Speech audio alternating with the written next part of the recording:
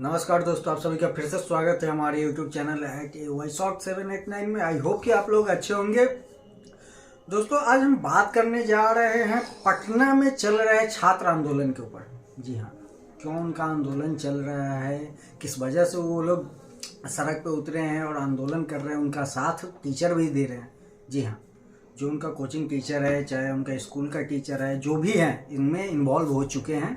इन सभी मुद्दों पर आज हम बात करेंगे और इसका कारण क्या है। हालांकि 2018 के बाद अभी पहला ये नोटिफिकेशन जारी किया गया था किसी वैकेंसी के ऊपर। जी बिल्कुल। तो हम लोग अभी बात कर रहे हैं रेलवे बोर्ड की, जो एनटीपीसी की जो बहाली निकली थी, लोको पायलट की जो बहाली है। 20,000 पदों पे बहाली का नोटिफिकेशन एनटीपीसी के और रेलवे बोर्ड की तरफ से जारी किया गया था, जिसके अनुकूल बहाली प्रक्रिया नहीं हो पाई और बहाली जो कुल ही है वो 5697 पदों पे ही सिर्फ हुई है, जिसका नोटिफिकेशन एनटीपीसी के द्वारा जारी किया गया। इसको लेके जो छात्राएं और छात्र छात्राएं हैं उनमें काफी आक्रोश है और उनका आक्रोश अभी पटना में देखने को मिल रहा है कि हर जगह जो है धरना प्रदर्शन किया जा रहा है। पूरे शहर में पटना के लोकली और पटना सिटी में धारा 144 लगा दी गई है 5 फरवरी तक के लिए, और इस विषय को संशोधित करने के लिए, इस विषय को और इफेक्टिव बनाने के लिए जो पटना के कोचिंग संस्थान हैं वो भी बच्चों के सपोर्ट में आ रहे हैं, क्योंकि ये उनके कहीं ना कहीं फ्यूचर का सवाल है कि वो पूरे 1 साल 2 साल अपने घर से अलग होके पटना में रह के मेहनत करते हैं। मैं इस टॉपिक पे एक चीज और बताना चाहता हूँ कि जो पटना में रह रहे अदर जिले, अदर स्टेट से आए हुए जो बच्चे हैं या अदर जिले से आए हुए हैं, गांव से आए हुए हैं, उनका कहना है कि जो हमारा मांगे हैं वो 70,000 बहाली को लेकर के है।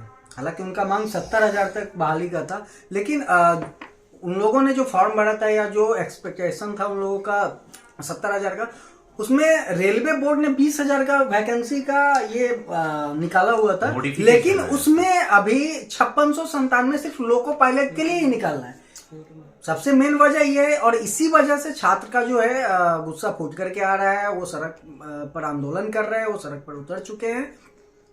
तो इन सब चीजों पर इसमें क्लियरिटी ये भी जो रेलवे बोर्ड के तरफ से या जो कम्युनिकेशन पास आउट होता है वो भी एक मेरे हिसाब से अच्छे तरीके से नहीं हो पाया है छात्रों के बीच में, क्योंकि प्रक्रिया बहाली की जो थी वो 20,000 की थी जी।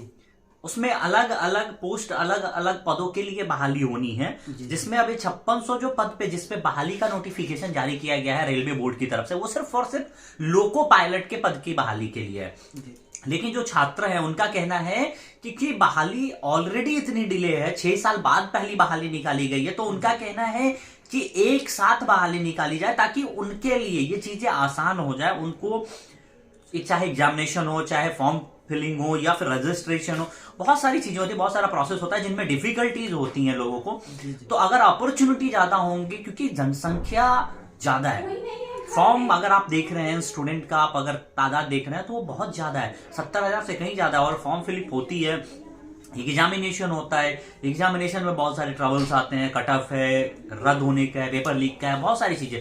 तो कहीं ना कहीं उनके मन में ये डर बैठा हुआ है, कहीं ना कहीं उनके मन में ये चीजें चल रही है कि अगर ये पार्ट बाय पार्ट में बहालियां होती है तो कहीं ना कहीं इसका असर उनके प्रिपरेशन पे, उनके तैयारी पे कहीं ना कहीं उसको इफेक्ट करेगा, कहीं ना कहीं ये उनके भविष्य, उनके फ्यूचर को इफेक्ट करेगा। हालांकि ये सब चीजें जो है ना, अभी छात्र ने भी बताया, जो भी छात्र है उनका कहना है कि हमारा जो तैयारी चल रहा है पिछले 6 साल से चल रहा है रेलवे के लेकर, और उनका एक्सपेक्टेशन है कि रेलवे में सबसे ज्यादा हमें अपॉर्चुनिटी मिलता है जॉब को लेकर के, अदर सेक्टर में उनके पास नहीं है।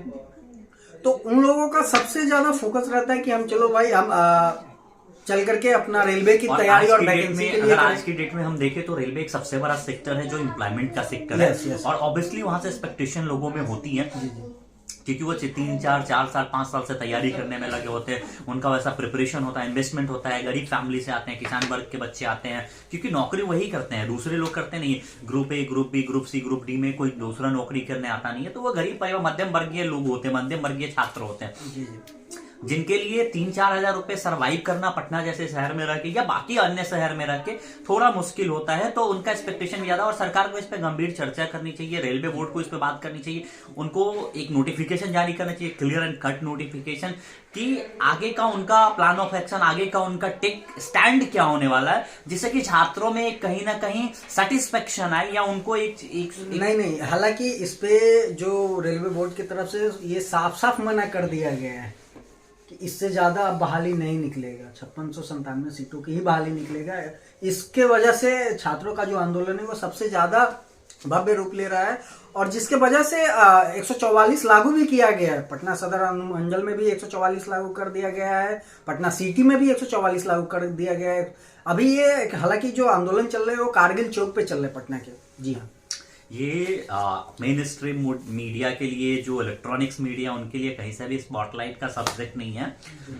हम लोग ये स्टोरी इसलिए कर रहे हैं क्योंकि कहीं ना कहीं हम उन चीजों को रिलेट कर पाते हैं कि जो जिसको आपने होप दे रखा है, जो उसी चीज पे निर्भर है, जिनको वही चीज चाहिए, जो उसी की तैयारी कर रहे हैं, जो बरसों से उसमें लगे हुए हैं, 6 साल से लगे हुए हैं। 6 साल एक बहुत लंबा समय होता है, और उसके बाद भी अगर हाथ उनके निराशा लगेगी तो स्वाभाविक है कि उनकी जो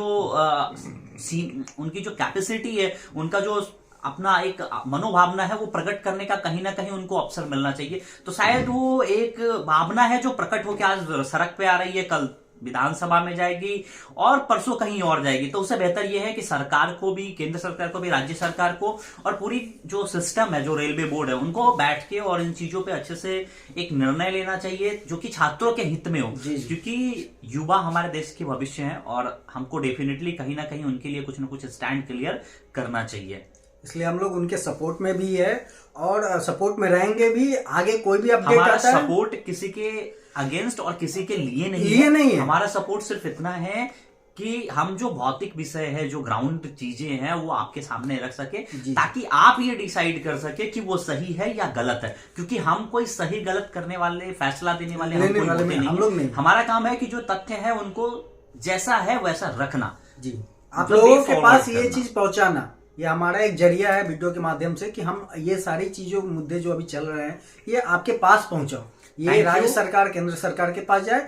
धन्यवाद, मिलते हैं नेक्स्ट वीडियो में। तब तक के लिए बने रहे हमारे इस यूट्यूब चैनल में, लाइक्स और सब्सक्राइब शेयर करते रहे। बस आप लोगों से यही एक उम्मीद रहता है हमारा, ताकि जो आप सब्सक्राइब करते हो उससे हमें मोटिवेशन मिलता है। हालांकि हमने ये सारी चीजें पिछले वीडियो में भी करते आए हैं, और जो लोग अभी सब्सक्राइब नहीं किए वो लोग जाकर के सब्सक्राइब करें और बेल आइकन के ऑल पे जाकर के क्लिक करें। धन्यवाद, मिलते हैं नेक्स्ट वीडियो में।